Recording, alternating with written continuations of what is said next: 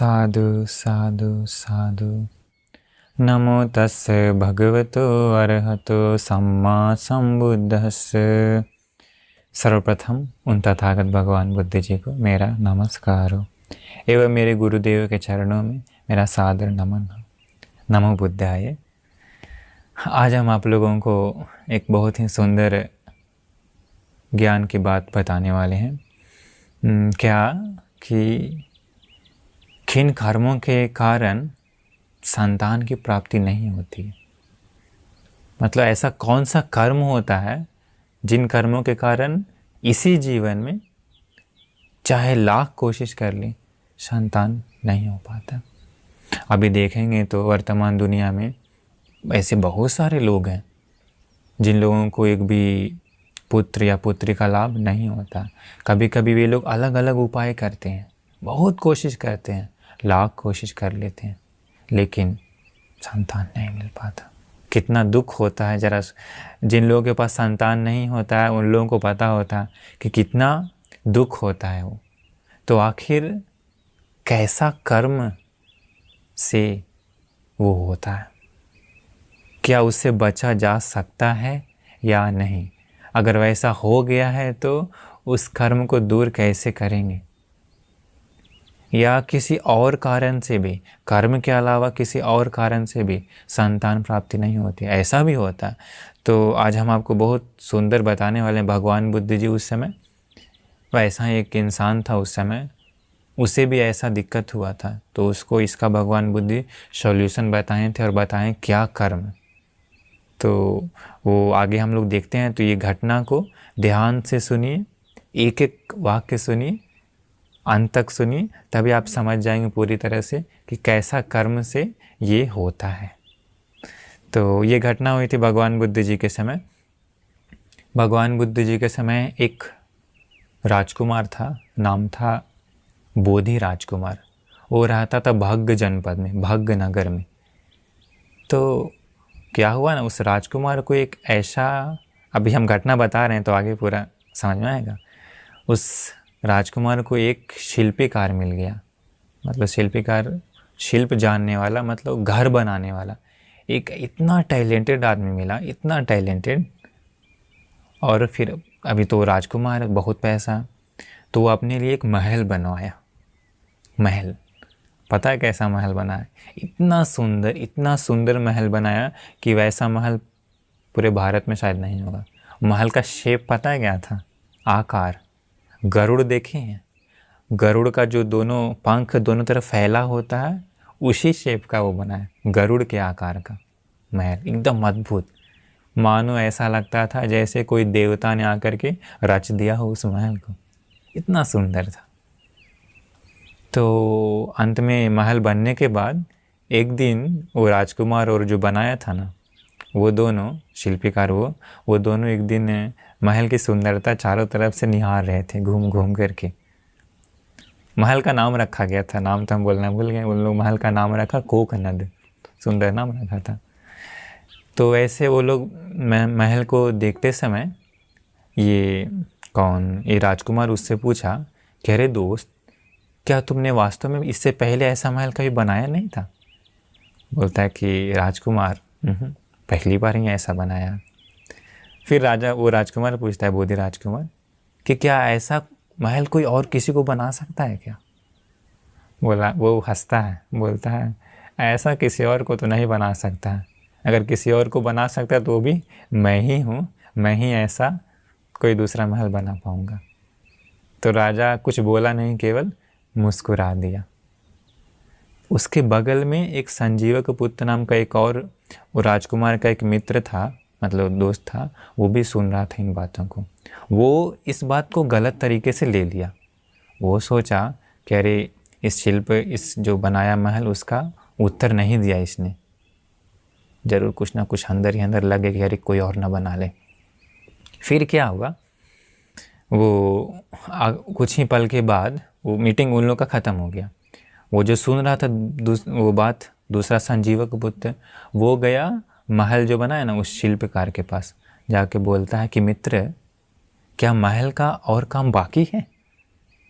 तो बोलता है नहीं, महल का सारा काम फिनिश कंप्लीट हो गया। तो ये बोलता है देखो मित्र, हम तुम्हारी भलाई के लिए, हम एक खतरा है जो तुम्हारी ज़िंदगी में आने वाला है, मैं उसे बताने आया हूँ। क्या है बताया, पूछा। बोलता है कि क्या जाने तुमने कभी नहीं सुना है कि जो जो लोग ऐसा ऐसा महल बनाता है एकदम अद्भुत विस्मित प्रकार का, राजा लोग उन लोगों के साथ क्या करता है, या तो उन लोगों का जीवन हर लेता है, मृत्यु दे देता है, या तो उन लोगों के हाथ पैर को काट देता है, या उन लोगों को अंधा कर देता है, ताकि वैसा महल कोई और ना बना पाए। तो मुझे संदेह है कि कहीं ये राजा तुम्हारे साथ ऐसा ना कर दे। वो शिल्पकार कहता है कि मित्र, जहाँ तक मैं जानता हूँ बोधि राजकुमार तो भगवान बुद्ध का शिष्य है ना, भगवान बुद्ध की शरण में गया है ना। वो भगवान बुद्ध के शिष्य लोग प्राणी हत्या नहीं करते हैं ना, फिर वो ऐसा कैसे करेगा।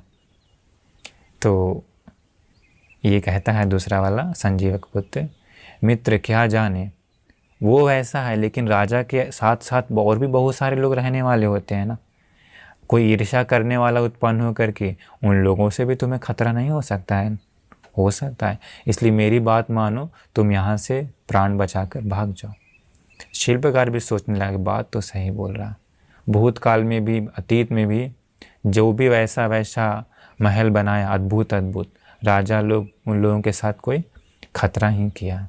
ये बताते समय मुझे, हमने भी ऐसा सुना है कि जो ताजमहल बनाए थे जो शिल्पकार, उन लोगों के साथ भी ऐसा ही हुआ था, हाथ पैर काट दिया गया था, ऐसा हमने सुना है। वो सत्य है कि झूठ है ये मुझे पता नहीं। तो वो भी सोचने लगा कि हो सकता है, फिर वो प्लान बनाया नहीं, भागना चाहिए यहाँ से। देखिए तो बेचारा उतना मेहनत से उतना सुंदर महल भी बनाया, कोई गिफ्ट नहीं उसको, क्या करें। देखिए यही होता है कभी कभी। तो वो राजकुमार के पास गया। राजकुमार पूछा, क्या है मित्र, काम और बाकी है क्या। बोलता, हाँ महाराज, अभी और एक सूक्ष्म काम है, बहुत ही सूक्ष्म काम है जो अभी बाकी है। वो बताया कि उसके लिए मुझे सूखी लकड़ियों की ज़रूरत पड़ेगी। एवं राजकुमार जी, अभी जो हम काम करने जा रहे हैं वो बहुत ही सूक्ष्म डिजाइनिंग है लकड़ियों का, इसलिए वो डिज़ाइन बनाते समय वहाँ पर कोई आना नहीं चाहिए, क्योंकि अगर कोई आ जाता है तो बात करता है तो डिज़ाइन बनाने में बाधा होती है, काम में गड़बड़ी हो जाती है। इसलिए महाराज हम चाहते हैं कि आप वहाँ पर किसी को आने मत दीजिए। मैं चाहता हूँ कि केवल मेरी पत्नी ही आए मेरे लिए भोजन लेकर। राजकुमार सारे चीज़ उपलब्ध करा दिया। अभी वो ऊपर जा कर के, महल के ऊपर जाके अपना काम अंदर शुरू करने लगा। अपने पत्नी को बोला, पत्नी देखो घर में जो जो सामान है उन सारे सामानों को बेचो और बेच करके सोना में कन्वर्ट कर लो। आगे हम बताएंगे करना क्या। मंत्री लोग बताया राजकुमार को कि हे राजन, इस शिल्पकार को यहाँ से जाने मत दीजिए, क्योंकि महाराज अगर यहाँ से कहीं और चला गया तो ऐसा महल कहीं और भी बना देगा। देखिए मतलब हर लोगों की ईर्ष्या होती है ना, कि मतलब उसको कंजूसी बन बोलते हैं कि ऐसा कोई और ना बनाए। अभी भी होता है ना, कोई सुंदर गाड़ी लेता है कि अरे ऐसा कोई और गाड़ी ना ले। कोई व्यक्ति सुंदर कपड़ा खरीदता है, सोचता है केवल हमारे पास ही ऐसा रहता है अहंकार के लिए। तो वो सब ऐसा लोगों में होता है, पता नहीं। तो मंत्री लोग भी बोला कि महाराज इसे बाहर मत जाने दीजिए, अंदर काम कर रहा है, नो प्रॉब्लम। तो मंत्री लोग भी क्या किया, बाहर उसके चारों तरफ पूरा सिक्योरिटी लगा दी, कहीं भागे ना। अंदर ही अंदर पता है वो क्या किया, सोचना भी मुश्किल है। वो एक सूखी लकड़ियों का एक विमान बना दिया, एक जहाज़ बना लिया। कैसा बनाया होगा हम लोग सोच नहीं सकते। अभी तो हवाई जहाज़ है तेल से, बट वो सूखी लकड़ियों से हवा में उड़ सकने योग्य जहाज़ बना लिया। कैसा टैलेंट होगा उसका। अंदर ही अंदर सब ढका हुआ था, बाहर दिखता नहीं था। अंतिम दिन पत्नी को बोला कि पत्नी आज बच्चों को भी साथ में लेकर के आ जाना। बच्चों को साथ में लेकर के आया। क्या किया, दो सबके सामने, मतलब 2 दिन में ही महल के ऊपर से फ्लाई ओवर आसमान में उड़ गया उसी जहाज से। नीचे मंत्री लोग और जनता लोग सब चिल्लाने लगा, सब चिल्लाने लगा। वो रुका नहीं, वो उड़ते उड़ते चला गया हिमालय साइड में। हिमालय साइड में जा कर के एक जगह पर उतरा और वहाँ उसने एक नया नगर का निर्माण किया और वो खुद राजा बन गया। नाम पड़ा उसको कठवाहन राजा, मतलब लकड़ी के जहाज पर सवार होकर आया हुआ राजा। तो ऐसा चला गया बच करके। लेकिन असली में ये राजकुमार को ऐसा मारने की इच्छा नहीं थी, लेकिन उसका मिसअंडरस्टैंडिंग के कारण चला गया। अभी ये बोधि राजकुमार महल के चारों ओर, ऊपर से नीचे, आगे पीछे, दाएं बाएं सब देखा। कंप्लीट हो गया महल। इतना सुंदर, इतना सुंदर, इतना सुंदर कि आंखें भी तृप्त नहीं होती देखते देखते साधारण जनता को। इतना सुंदर था, लगता था कि कोई बहुत बड़ा देवता ने आकर के उसका तुरंत निर्माण किया हो, विश्वकर्मा देवता ने निर्माण किया। इतना सुंदर था, गरुड़ का शेप था। सोचिए तो अंदाज़ा लगाइए कैसा होगा, पता नहीं। इसके बाद अभी वो सोचा कि ऐसा है तो अभी हम इस महल में गृह प्रवेश करेंगे। लेकिन सोचा नहीं, हम गृह प्रवेश करने से पहले प्रथम बार भगवान बुद्ध जी और भिक्षु संघ को बुला करके पहले भोजन दान देंगे, इसके बाद हम रहेंगे, तब मेरे वो हित सुख के लिए होगा। देखिए पुराने समय में वैसा करते थे।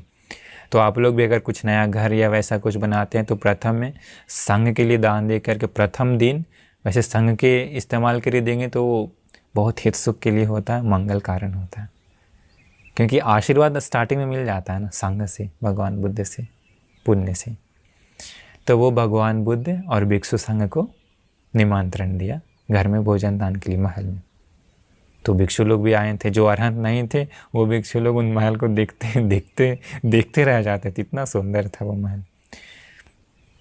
तो भोजन तैयार हुआ, भगवान बुद्ध को उस समय पर बुलाया गया। वो महल को पता है क्या किया वो राजा, उतना सुंदर महल, कैसा सजावट किया वो सोच लीजिए।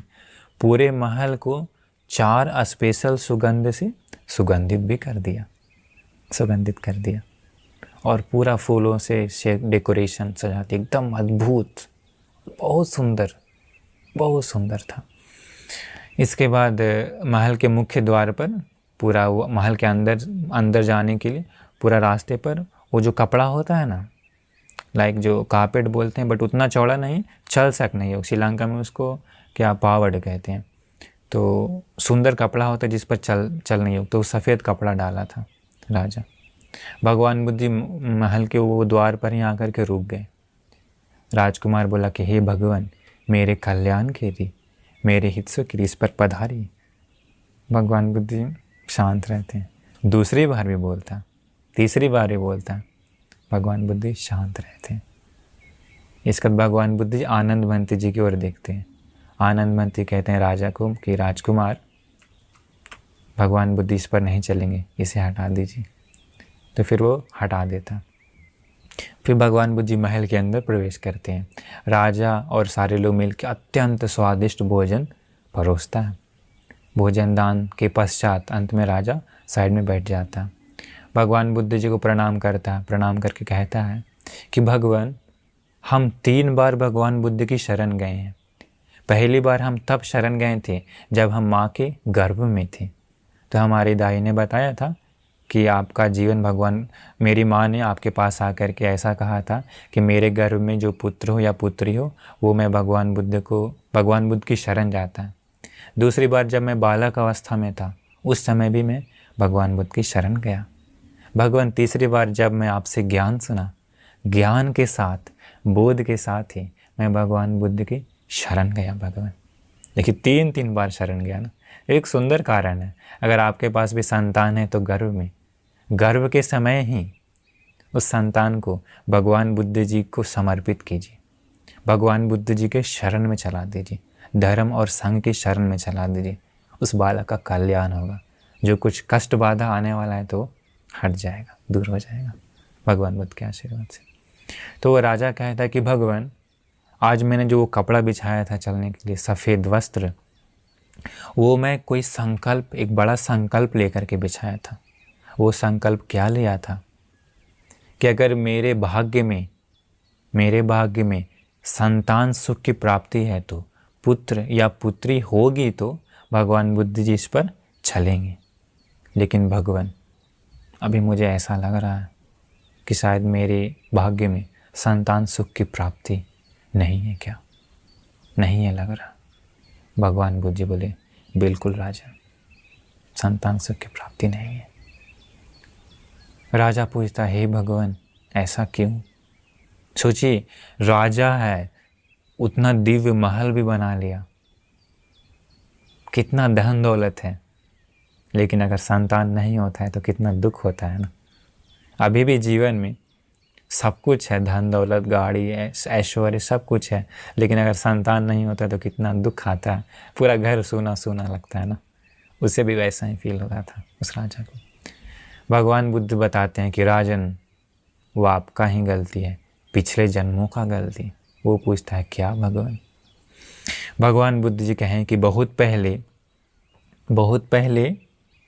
एक बार तुम और तुम्हारी पत्नी, जो इसी जन्म में पत्नी है, तुम और तुम्हारी पत्नी एक बहुत बड़ा नौका में सवार होकर के बहुत सारे लोग कहीं दूर देश जा रहे थे, किसी कारण से, कुछ नौकरी या कुछ कमाने के लिए समुद्र की यात्रा थी।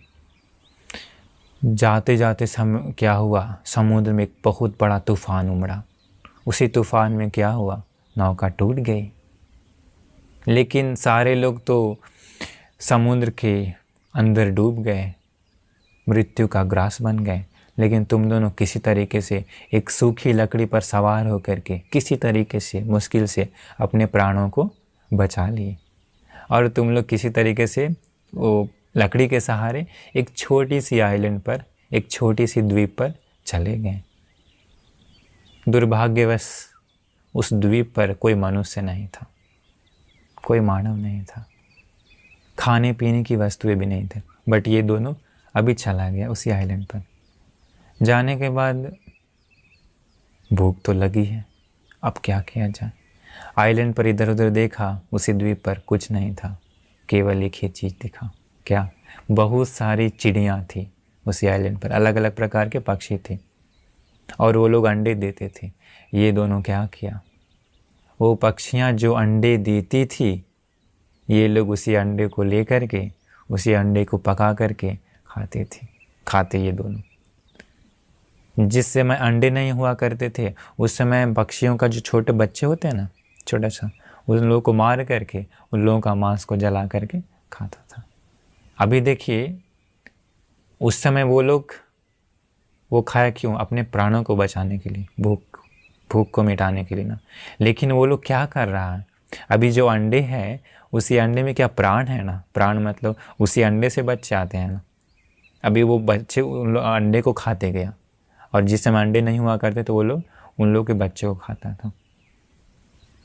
भगवान बुद्ध जी बताएं, वही कर्म तुम लोगों ने किया। तुम लोगों ने वही कर्म, तुम लोग उस आइलैंड पर गए थे जवानी के समय में, जवान थे उस समय। भगवान बुद्ध बताएं कि तुम दोनों जवान के समय भी वही पाप कर्म करते रहे। मध्यम उम्र आ गई, मध्यम उम्र आने के बाद भी तुम लोग वही पाप कर्म करते रहे, वैसे ही खाते रहे। बुढ़ापा भी आ गई, बुढ़ापा में भी तुम दोनों वैसे ही खाते रह गए, अंडों को और बच्चे को। कम से कम तुम दोनों में से कोई एक भी उस पाप कर्म से बचने के लिए नहीं सोचा। भगवान बुद्ध जी कहें कि अगर तुम दोनों में से कोई एक अगर छोड़ देता तो पाप कर्म को, कम से कम एक संतान का लाभ हो सकता था, कम से कम एक। लेकिन तुम दोनों ने वो भी नहीं किया। भगवान बुद्ध जी कहें कि प्रथम समय, जवानी के समय तुम लोग पाप कर रहे थे, कम से कम मध्यम समय भी छोड़ देते तो तुम लोग को संतान सुख हो सकता था, लेकिन तुम लोगों ने वैसा भी नहीं किया। भगवान बुद्ध कहें बुढ़ापा समय कम से कम छोड़ देते तो उसी पाप को, कम से कम एक संतान हो सकता था, लेकिन तुम लोगों ने एक भी नहीं किया। तुम लोगों ने उसे नहीं छोड़ा, इसलिए तुम लोगों को इस जीवन में संतान सुख की प्राप्ति नहीं है। देखिए कर्म, देखिए कर्म कैसा है। उसी जीवन में तो मज़े मज़े खा लिया, उसी मरने के बाद उन लोग नरक में जाता है। दूसरा पुण्य से इस जीवन में धन दौलत तो है, लेकिन संतान नहीं है। और एक होता है कभी कभी संतान नहीं होने का कारण। अभी ये तो बता दी, बच्चों को खाता था और अंडों को खाता था। वर्तमान में भी अगर अंडा खाते हैं तो जिन अंडों से बच्चे आते हैं उन अंडों को खाता है तो वो तो पाप है, लेकिन जिन अंडों से बच्चे नहीं आते हैं तो उसमें कोई दिक्कत नहीं है। एक और कारण बताते हैं संतान सुख नहीं होता है। भगवान बुद्ध के समय और एक सेठ था, नाम था उसका अपुत्तक, नाम भी पड़ गया थे, बेटा नहीं है। करोड़ों करोड़ का धन था, लेकिन एक भी संतान नहीं था। उसका रीज़न भी होता है वो पिछले जन्म में क्या करता, अपने भाई के बेटे को नदी में डुबो के मार देता है धन के लोभ में। मतलब कि अपना बड़ा भाई होता है ना, बड़ा भाई का जो बेटा होता है वो बेटा को मार देता है। किस लिए? दो ही भाई होता है वो लोग, क्योंकि अपना बड़ा भाई का बेटा को मार देने के बाद सारा धन दौलत सुख संपत्ति फिर सब उसका अपना बेटा को होगा ना, तो वैसे दूसरा का बेटा को मार देता है। इसलिए इस जीवन में संतान सुख नहीं होता। तो ये कर्म ऐसा है, कहीं आपसे भी हुआ तो नहीं है, कहीं हो तो नहीं रहा है। अगर हो रहा है तो बच जाइए। भगवान बुद्ध जी बताएं फिर उन लोगों को कि वो 3 अवस्था थी, जवानी, मध्यम, बुढ़ापा। उन तीनों में से एक समय ही सही अगर अलग हो जाते तो उसी पाप से तो हम लोगों को संतान सुख मिल सकता था, लेकिन वो नहीं किया। अगर अभी भी आप ज्ञान सुन रहे हैं तो अभी आप बच्चे हो सकते हैं, या जवान हो सकते हैं, या मध्यम उम्र वाले, या बूढ़ा हो सकते हैं, जो भी हो सकते हैं। अगर अभी तक गलती करते आ रहे हैं तो आज ही छोड़ दीजिए।